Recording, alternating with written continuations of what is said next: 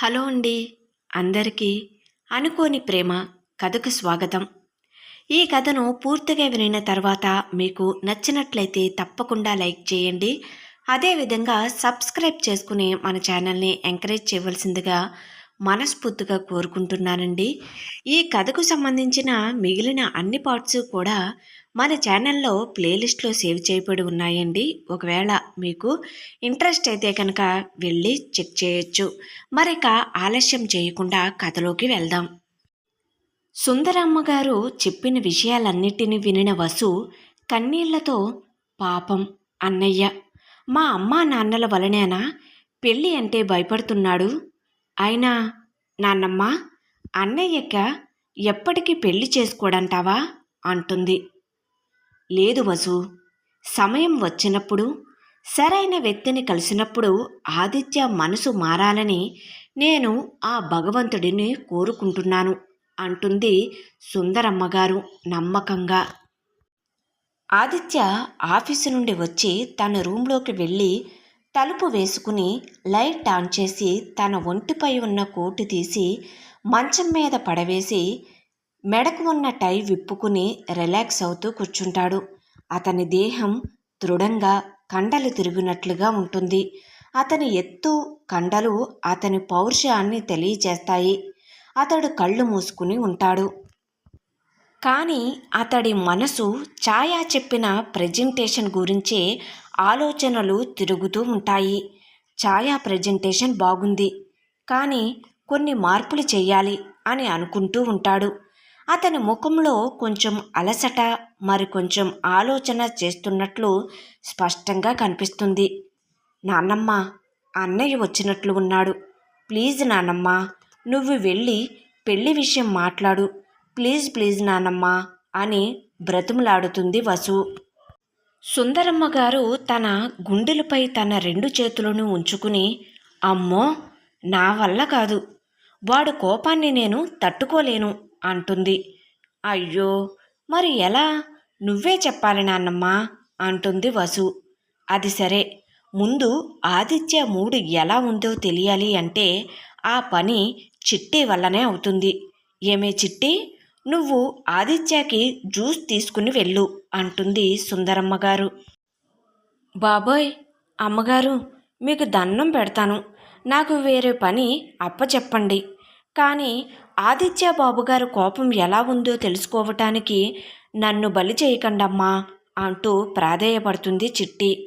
ఇది అంతా ఆదిత్య రూమ్ బయట జరుగుతూ ఉంటుంది.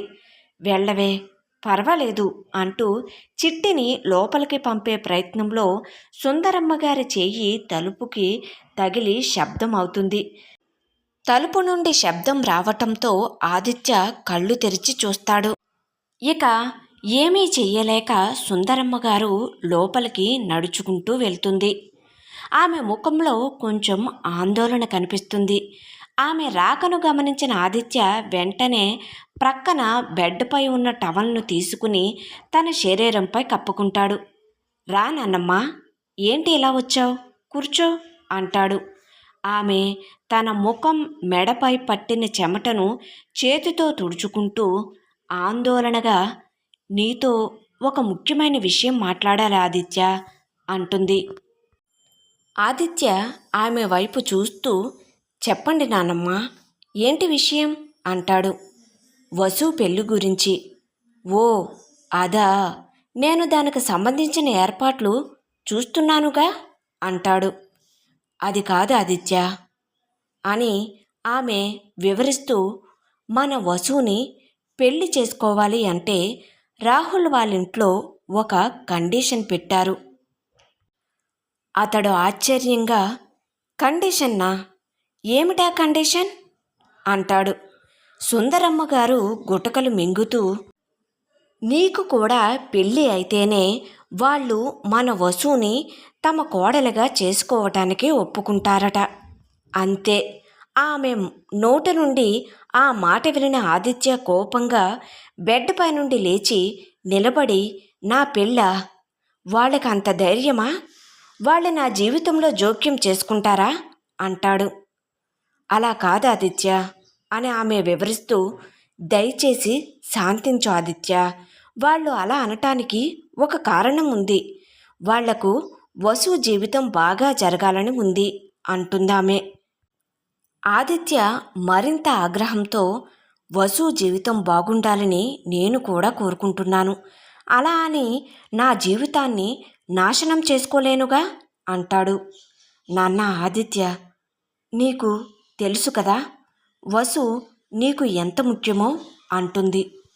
నాకు తెలుసు నాన్నమ్మ, కానీ అమ్మా నాన్నల జీవితాలు నా కళ్ళారా చూసిన తర్వాత నాకు పెళ్లి మీద ఎంత భయం ఏర్పడిందో మీకు తెలుసు కదా అంటాడు నిరాశగా. నాకు తెలుసు నాన్న, కానీ వసు సంతోషం కోసం నువ్వు ఈ నిర్ణయం తీసుకోవాలి. నీ చెల్లెలి జీవితం బాగుండాలని కోరుకుంటున్నావు కదా అని అతడి తలను ప్రేమగా నిమురుతూ చెబుతుంది ఆమె. నేను వసుకి సహాయం చేయటానికి సిద్ధంగానే ఉన్నాను, కానీ పెళ్లి చేసుకోవటం మాత్రం కాదు. వాళ్ళు నా లైఫ్లో జోక్యం చేసుకునే హక్కు వాళ్లకు లేదు అంటాడు కోపంగా. ఆదిత్య, నువ్వు ఒక్కసారి ఆలోచించు అంటుందామే బాధగా. నేను ఆలోచించేదేం లేదు నాన్నమ్మ, నా నిర్ణయం మాత్రం మారదు అని మొండిగా చెబుతాడు. లోపల జరిగే సంభాషణను డోర్ బయట ఉండి వింటూ ఉంటారు వసు మరియు చిట్టి. దేవుడా, దయచేసి అన్నయ్య మనసు మార్చు తండ్రి అని ఆమె దేవుడిని ప్రార్థిస్తుంది. అక్కడే నిల్చుని తనకి కూడా గదిలోకి వెళ్ళాలని ఉన్నా భయం వలన వెళ్ళలేక అటు ఇటు తిరుగుతూ ఉంటుంది. ఆదిత్య యొక్క చివరి నిర్ణయమును విన్న వసు అక్కడే గోడకు ఆనుకుని ఏడుస్తూ కూర్చుండిపోతుంది. అనుకోని ప్రేమ కథ కొనసాగుతుంది. కథ నచ్చినట్లయితే తప్పకుండా లైక్ చేయండి. అదేవిధంగా కథ ఎలా ఉంది అనేది కామెంట్ సెక్షన్లో తెలియచేయడం మాత్రం మర్చిపోవద్దు. Thank you.